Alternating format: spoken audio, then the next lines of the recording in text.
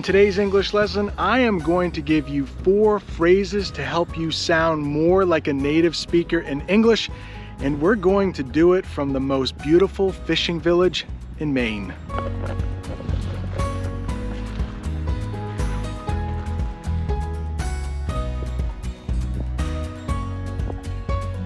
And all of these phrases have the word bone in them. Yeah, this is part 2 of the bone series. The first English phrase I want to teach you to help you sound more natural is ouch, I hit my funny bone. So this is my elbow right here. I'm sure you have a word or term for this in your native language, but here we call it a funny bone. And that is when you hit the tip of your elbow just in the wrong way and it really hurts, but at the same time you almost want to laugh. It's like a tingle goes up the side of your arm when you hit this. A tingle, is that new? It's a feeling that kind of makes you shake all over. I really hate hitting my funny bone, but I probably do it once or twice a year. Just thinking about it sends a shiver down my spine.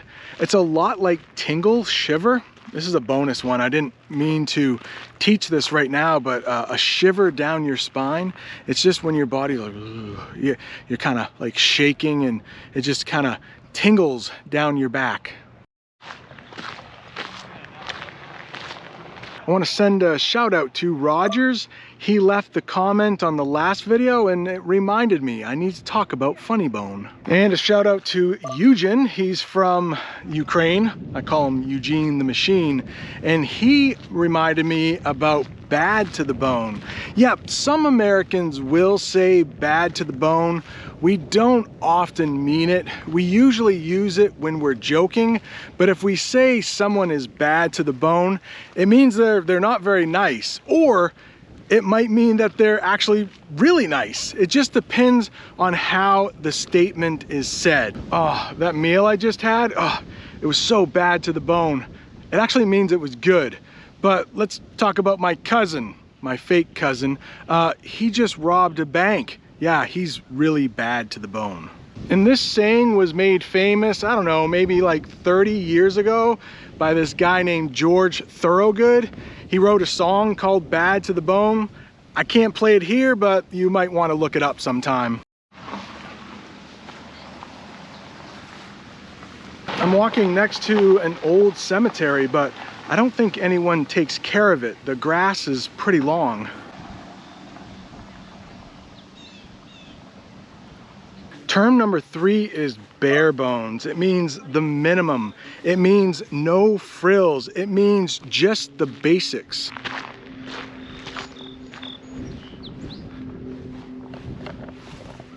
Let's say you've just moved into a new house and you don't have all of your decorations up. It's just the bare bones and you want a friend to come over. You let them know, hey, my place isn't perfect yet. I still need to unpack a few boxes, put up a few more decorations on the wall. This is just the bare bones, but I wanted to show you the house.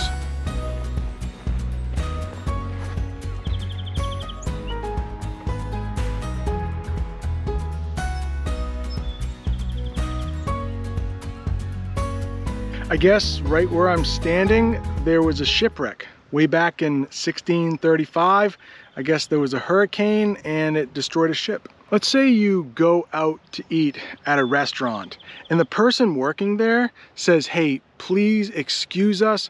We are down to the bare bones tonight.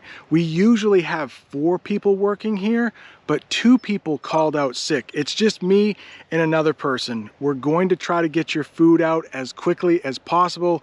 Please bear with us because we only have 2 people working right now. We're down to the bare bones. Maybe we should really talk about the spelling because we're not talking about the animal. We're not talking about bare bones. We're talking about bare bones. Bare meaning like naked. B-A-R-E, not B-E-A-R.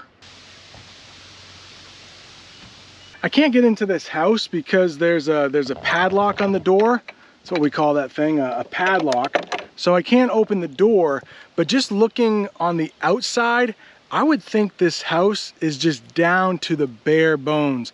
They probably don't have a bathroom. They probably don't have running water. They probably don't have electricity.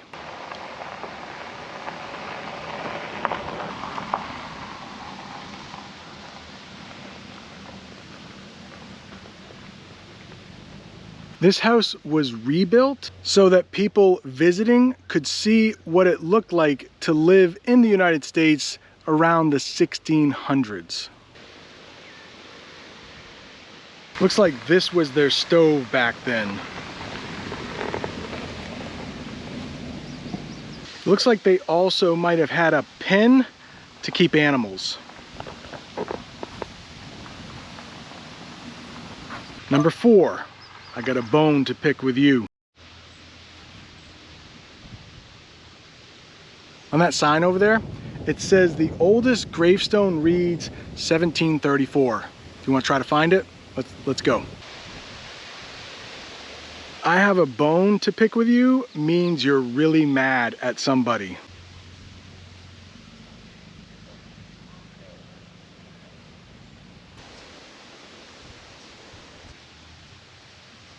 I can't really tell, but I think that says 1784. I don't know how it works in other countries, but in the United States, when a guy uses the bathroom, he will put the toilet seat down so that when the woman comes and uses the bathroom, she won't have to touch the toilet seat because it's kind of gross. Now, I'm very good about putting down the toilet seat, but let's say one day I forgot. Well, my wife, Jamie, she might come out of the bathroom and say, Brent, I have a bone to pick with you. You left the toilet seat up. And then, of course, I will say, oh my goodness, I'm so sorry. I must have forgotten. This is part 2 of the phrases with bone. If you want to check out part 1, it's right up there. Thanks for watching. See you next time.